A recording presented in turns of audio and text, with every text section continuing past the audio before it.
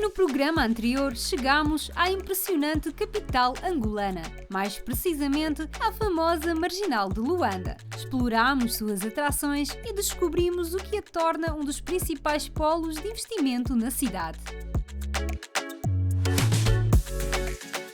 E ainda provámos um prato típico que revela os sabores autênticos de Angola.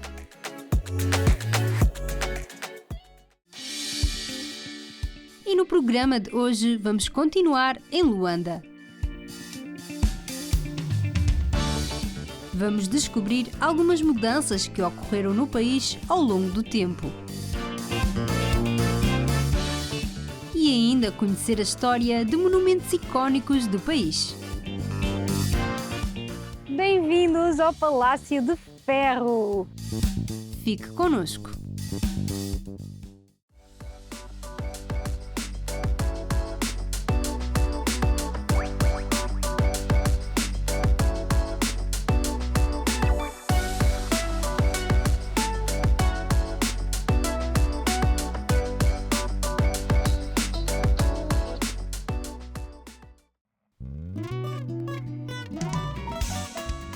Luanda é a capital e a maior cidade de Angola.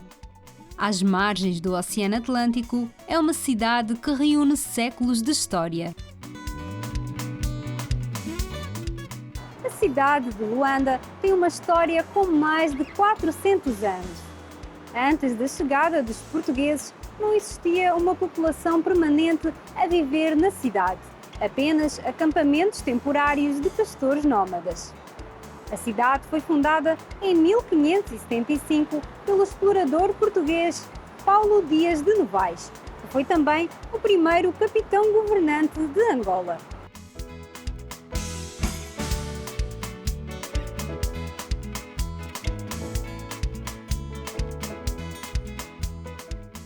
O inicial nome da cidade, São Paulo de Assunção de Luanda, foi dado por ele.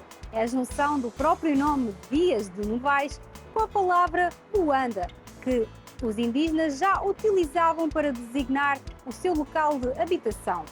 Luanda também se referia ao búzio que era recolhido neste local desde os tempos antigos até ao início do século XX e que servia como moeda local.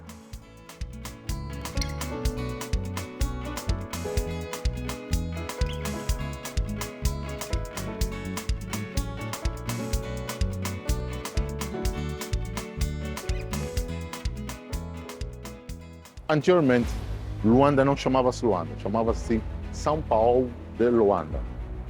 Foi um período colonial, num regime colonial, em que a cidade de Angola estava, e houve a necessidade de simplificar esse nome e encurtou-se para Luanda, uma terra, que é a capital do país, que marcou um dos períodos da guerra colonial, da guerra em que houve resistência por parte dos angolanos e que foi liderada por vários movimentos políticos, e a cabeça, ou uma das principais figuras que liderou esta guerra para a independência foi o Dr. Agostinho Neto. Posto isto, a independência do país viveu muitas mudanças para poder crescer e desenvolver e tornar-se autônomo em vários aspectos. Após a independência, várias mudanças ocorreram em Angola, refletindo a nova identidade do país. Algumas destas mudanças incluíram a troca de nomes de praças e de avenidas. Um exemplo foi o Largo do Baleizão.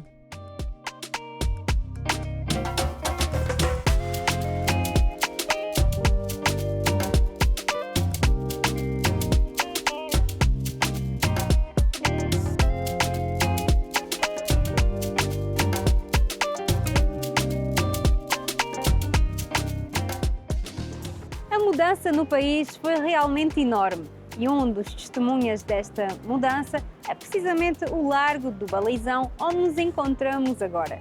Este largo, antes da independência, até se chamava Largo do Infante Dom Henrique, pois era aqui que se erguia a estátua do próprio. Mais tarde, com a independência e com a sequência das mudanças feitas no país, foi colocado aqui um monumento que nós vemos hoje em dia, que é este monumento enorme, amarelo, muito interessante e que também, claro, simboliza algo. Sim, simboliza a relação entre Angola e Cuba. uma relação histórica, uma relação nos vários ramos que existem na sociedade, e Cuba foi um dos países que durante a Guerra Civil prestou muita ajuda. Foi um verdadeiro irmão que veio auxiliar o seu irmão mais novo para contribuir também pela independência, estabilidade e o crescimento do próprio país, no ramo militar, no ramo da saúde, no ramo da educação. Daí temos esta é uma das obras, porque existem várias, pelo país, que representam e simbolizam a relação entre Angola e Cuba. As figuras representadas no monumento refletem a resistência e a determinação do povo angolano, além de celebrar a história e a identidade nacional. Um tributo às gerações que lutaram por liberdade, simbolizando o orgulho e a memória dos angolanos.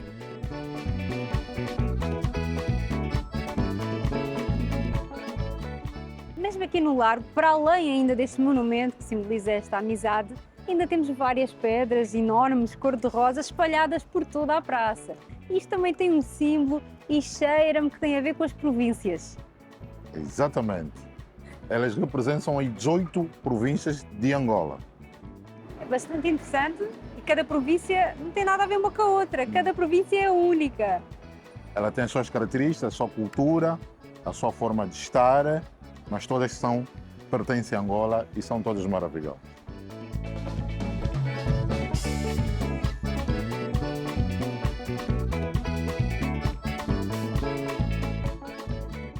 E, Peterson, aqui o nome Largo do Baleizão. De onde é que surgiu este nome? Diz a história, e é um facto, que aqui ao lado, e agora está em obra o edifício, o atual edifício, o antigo edifício, era uma geladaria que tinha o nome de Baleizão. E ela era muito famosa. E as pessoas iam cá para se divertir, para conviver, para estar com os amigos e família, e tornou-se uma referência, passou a ser uma das principais geladarias da cidade de Luanda. Então, quando quisesse encontrar ou estar com alguém, vou ao Largo do Baleizão. Mas o largo não é o Baleizão, era a geladaria que havia aí, e também ao lado havia um bar, e no mesmo passeio também tinham aqui os cubanos perto, e era um sítio de convivência. Os cubanos viviam aqui. Os cubanos viviam aqui. Só que infelizmente a obra já não existe, está-se a construir outra coisa, mas serve de referência até hoje como o Largo do Baleizão, por causa da geladaria famosérrima, e segundo o que sei, vendiam-se aqui gelados muito bons. Eu perdi a perfeita oportunidade de provar um gelado à maneira. Sim, sim. Imagina um domingo à tarde ou um sábado à tarde, ou o final do dia. Qualquer dia. Qualquer dia da semana, para comer gelado, depois desse calor, essa vista, essa brisa maravilhosa. Não era melhor degustar um gelado. Mas por aqui deve haver gelados? Não, aqui há. Aqui há, sincero. Aqui há gelados em sítios específicos. As senhoras com os seus sacos, as comerciantes húngaras na cabeça, a comercializarem gelados.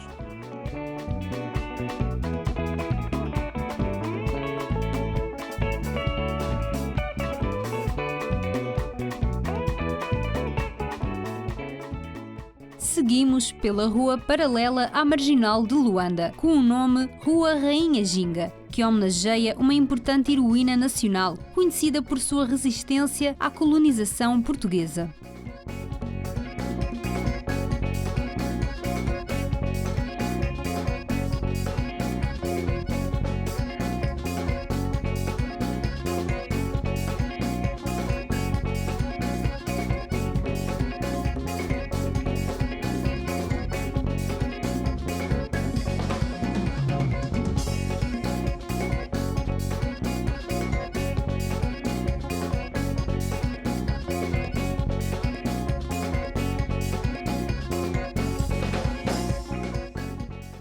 Tchim, tchim. Tchim, tchim! Lá conseguimos o nosso gelado, não foi na gelataria do Baleizão, a famosa, mas conseguimos aqui numa não muito longe e que também parece que tem um bom aspecto. Sim, é famosa. Aquilo que eu achei muito engraçado foi o sabor do gelado, porque eles tinham um único sabor que é doce de leite com abacate. É o único sabor e tinha que ser mistura. É interessante estes sabores. Bem, eu vou comer antes que derreta. É bom. Olha, está tanto calor Já está a derreter.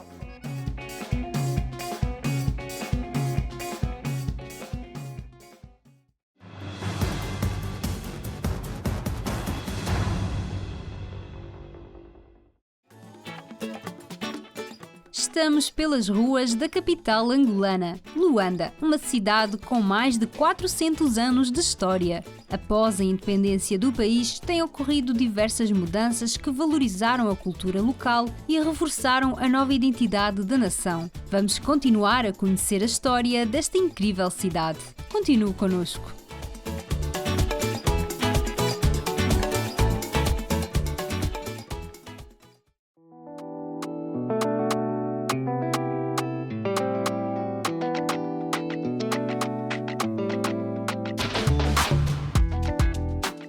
Em Luanda, a presença portuguesa resultou em uma forte influência cultural, especialmente na língua, em práticas administrativas e na religião. Um exemplo notável foi a construção da Sé Catedral de Luanda, situada no centro histórico da cidade. Antes da chegada do cristianismo, os povos da região de Luanda praticavam religiões tradicionais africanas, baseadas em crenças ancestrais, rituais espirituais e cultos às forças da natureza. A construção da catedral começou 52 anos depois da chegada dos portugueses e foi originalmente batizada com o nome de Igreja de Nossa Senhora dos Remédios.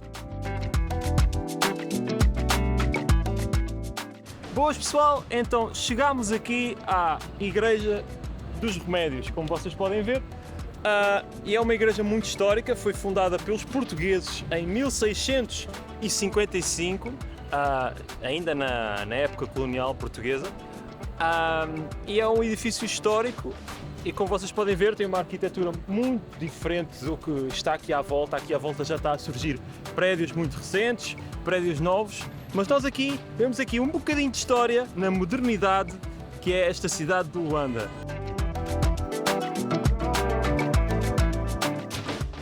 Esta igreja é um símbolo da influência portuguesa na região e da introdução ao cristianismo em Angola.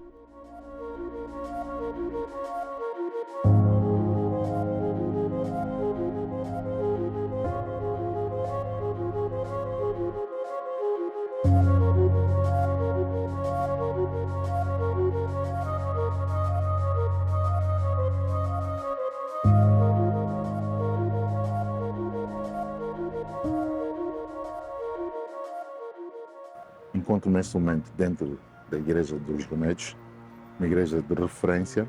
Ela encontra-se situada na cidade de Luanda, no Baixo de Luanda, no coração da cidade, em que é visitada por milhares de visitantes que aqui passam. Ela é uma referência da história da igreja e da cidade de Luanda, desde o tempo colonial até agora, e consegue manter essa estrutura arquitetônica e muito visitada. Neste momento há pessoas que estão em grande devoção, concentradas a prestar homenagem ao seu Deus, à sua santa, e como tal, como vocês veem nas imagens, é uma igreja de grande referência.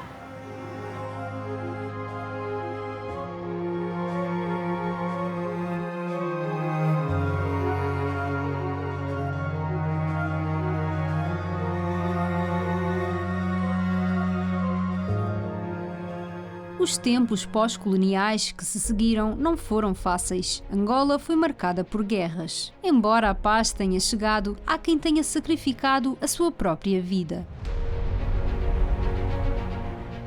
O monumento ao soldado desconhecido reflete essa dor e é um dos principais marcos históricos da cidade.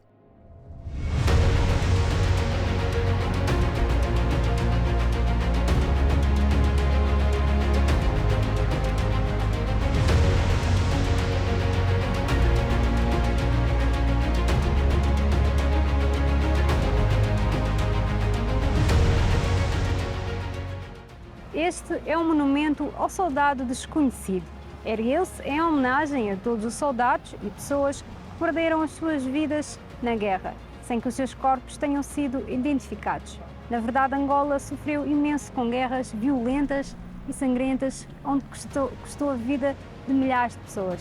Foram mais de 30 anos de conflito armado, conflito civil, e achou-se prudente, nesse momento de paz, de estabilidade, criar-se um monumento que honrasse essas pessoas ou esses soldados que deram a vida. Foram milhares. E muitos deles, como disseste bem, são desconhecidos e muitos deles, as famílias, não sabem os seus paradeiros até hoje. Então, nada melhor que o governo fez é criar este edifício, ou construir de raiz, para honrar esses soldados que tombaram pela luta da independência e não só, também pela luta pela paz desse país, a estabilidade do mesmo. E está na Marginal de Luanda, faz parte do cartão postal da própria Marginal, é um edifício emblemático, está entre os Correios de Angola e o Comando da Marinha de Guerra. E quem passar por Luanda ou pela Marginal vai sempre deparar-se com esse edifício.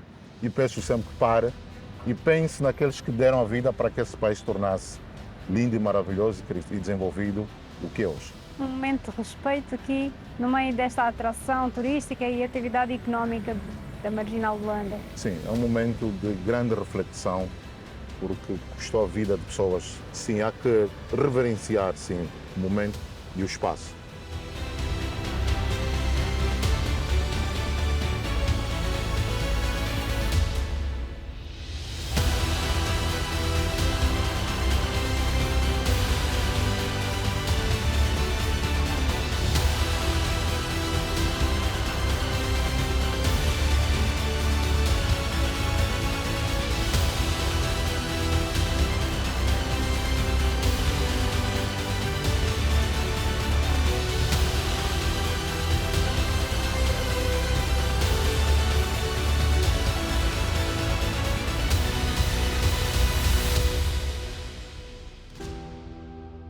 Oh, pátria, nunca mais esqueceremos os heróis do 4 de fevereiro. Oh, pátria, nós saudamos os teus filhos, tombados pela nossa independência. Honramos o passado, a nossa história, construído no trabalho, o homem não. Angola vai de revolução pelo poder popular, pátria unida, liberdade, um só povo, uma só nação. A capital angolana está repleta de monumentos históricos. Outro bastante interessante e peculiar é o Palácio de Ferro, o melhor exemplar da arquitetura do ferro em Angola.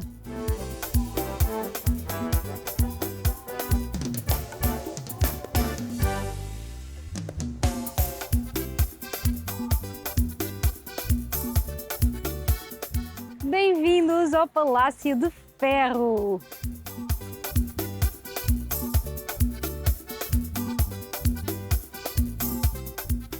Este palácio, além da sua construção única, guarda uma história bastante curiosa.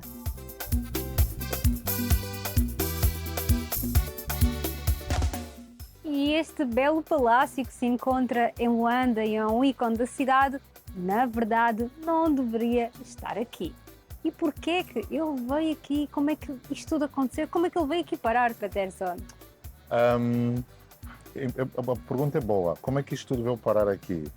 Segundo a história, o artista, que é um cidadão francês, tinha como objetivo levar esta obra até o Madagascar.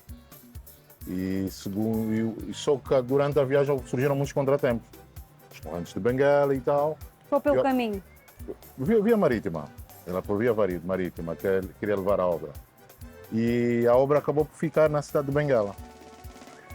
Depois decidiu-se que, já que Luanda é a capital, tirou-se a obra de Benguela para a cidade de Luanda, que é a capital onde estamos neste momento, e ficou fixado aqui. Só que com o tempo a estrutura em si foi ruindo, foi degradando-se, e graças ao intercâmbio entre o governo de Angola e a Embaixada de França, decidiu-se reabilitar este palácio, porque antigamente, quando se passasse aqui em frente ao palácio, dava um aspecto muito antigo e muito perigoso, e na altura até acabou por se tornar um covil de ladrões. Estava abandonado. Só que percebeu-se que era um património que aí estava, que aqui está, decidiu-se reabilitar. Hoje tornou-se não só no palácio, mas também um centro cultural, porque aqui realizam-se muitas atividades, desde exposição, lançamentos de livros, apresentação de obras de pinturas, concertos.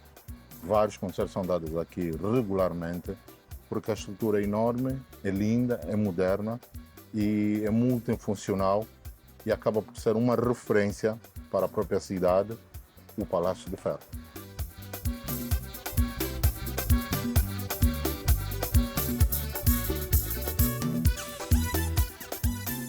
A estrutura é um exemplar único da arquitetura de ferro em Angola, com uma decoração original e em filigrana metálica.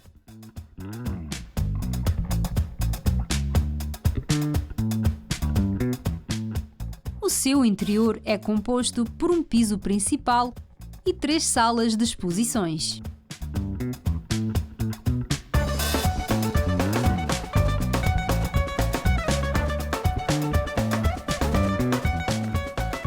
Um fator muito curioso é que esta obra-prima da era industrial, ela esteve na Feira Universal em Paris em 1889. E um monumento que toda a gente conhece que esteve também presente nessa Feira Universal foi a famosa Torre Eiffel, ou Torre Eiffel, como quiserem chamar.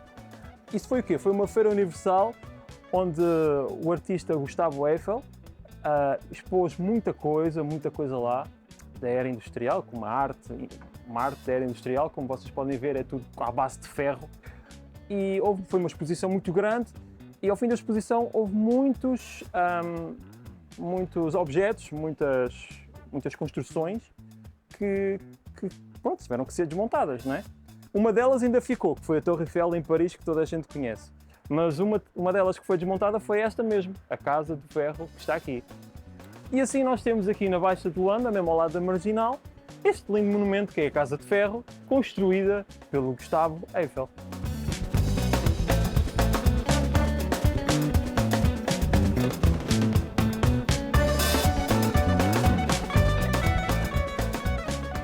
Ao redor do Palácio de Ferro, há uma excelente oportunidade de explorar a área verde e desfrutar do ambiente aconchegante.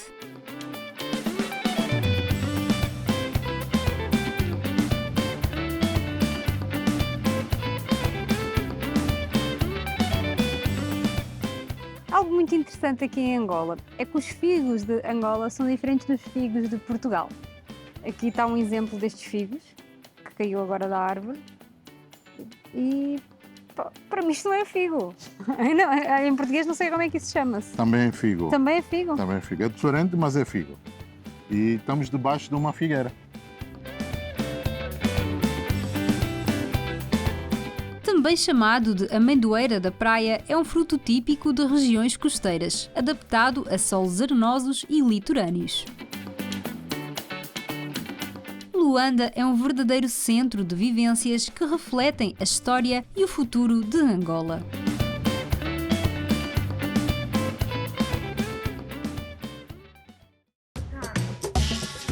No próximo programa, A Rota, vamos conhecer a identidade única de Angola. Palavras como inovação, economia e diversão fazem parte da capital angolana.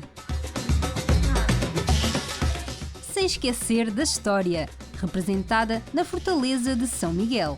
Não perca!